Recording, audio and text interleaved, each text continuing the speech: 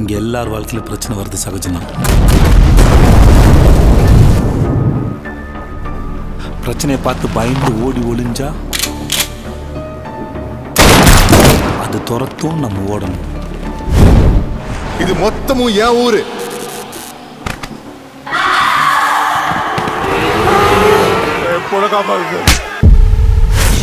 அதே நம்ம திரும்பி நின்னு முறைச்சா இவ்வளவு நேரம் இவனை தானே துரத்தணுங்கிற வெக்கமே இல்லாம அது தலை தெறிக்க ஓடும்.